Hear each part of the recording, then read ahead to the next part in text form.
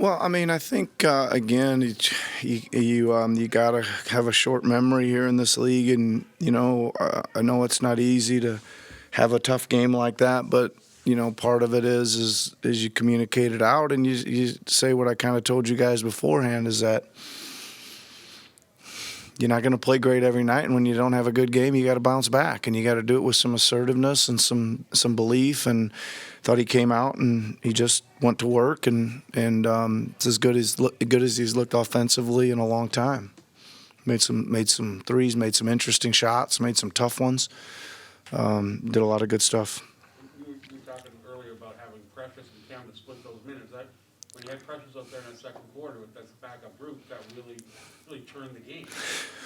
Yeah, I mean, I think a lot of the stuff we talked about before the game, came out here in the game, and that you're right. I think it was Eric asked me about the rotations, and I think we found that group, but then we stuck Gary back in there. Might have been you, Michael, that asked me about it, but and then that they got in a groove with four. I think it was four reserve or four guys off the bench, whatever, and Gary, and got clicking pretty good there. So that was I guess chalk that up for one of the good nights where we found a group that could really take it and play extended minutes together. Do you think with Gary and that group, it sort of gives Gary more freedom offensively?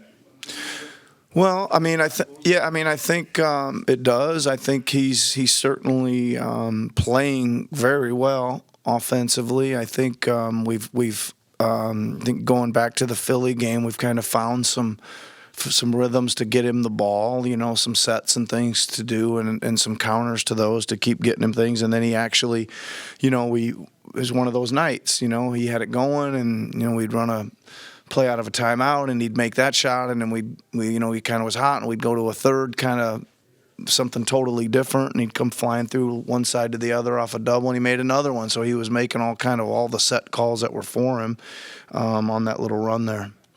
I think you held him to 38%, which I think is a season low. That's got to maybe feel better than that. Well, it's just so strange. I mean, I know it was, it was kind of the game was kind of all one way, right? I mean, we were doing things well, like a lot of things, but it's just, again, it's just such a difference to watch us fly in and have everybody protect a drive, and then when it gets kicked out, that we're right back out underneath the ball again, and then they swing it somewhere else, and somebody else is, they're covering for each other, and that's what we look like when we're good, right? Is that we just have the. Again, I think a lot of it's just some connectivity, right? There's just a feel for who's going to help, and there's some communication, and then there's a feel for who's peeling back and flying out and stuff. And it was kind of, not the whole game, but a good majority of the minutes tonight, probably 40 of the minutes we were playing that way. Pascal had 10 free throws, and I mean, we've certainly talked a lot about free throws and a lack thereof in general this year. What did he do to earn those, because they certainly seem key. Well, yeah, I mean, I think he had a bunch of stuff, Eric. I think he got a few of them in transition, right? He was just running the lanes, or he was running down the middle late after a throw ahead. He got a few of those. I think he got he got some decent passes on good reads by guys, and then he created some of them just isoing and ripping through and driving it down the lane and creating the contact. So I think a good variety. Okay, we have a couple of online questions. Do you want to go ahead, Josh Lindbergh? Hey, Nick. Josh. You got an extended look at Scotty running the point a little bit in the second half. What did you think?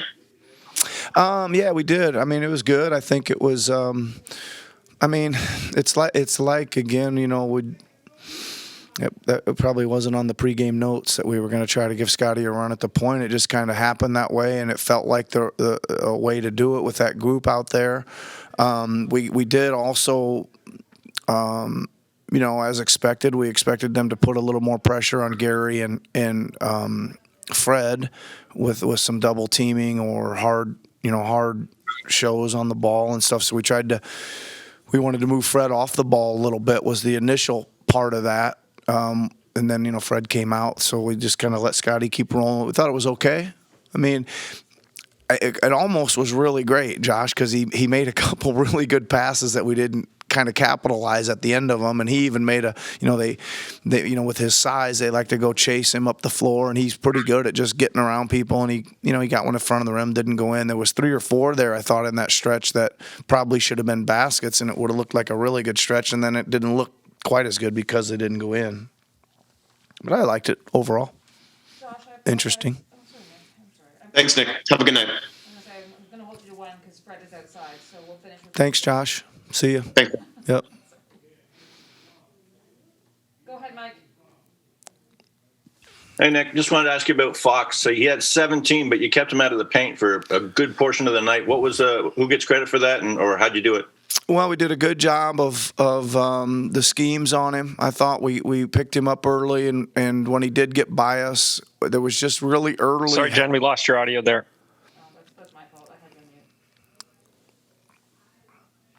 My bad. Sorry, everybody. There you go. Just kidding. Anyway, I thought we did a good job of getting him in the schemes, and then when he did get by us, we were early with our help. I thought, and made him make a decision either to get off it or made him kind of take off sometimes. I mean, he did sneak through for a few, but we made him take off a little further maybe than he wanted to, and I thought we did a good job of just being big at the rim and standing up. I mean, we had 9 block shots tonight. That's got to be some kind of record this year. Thanks, I Nick. don't know. Eric will follow up with that for us, but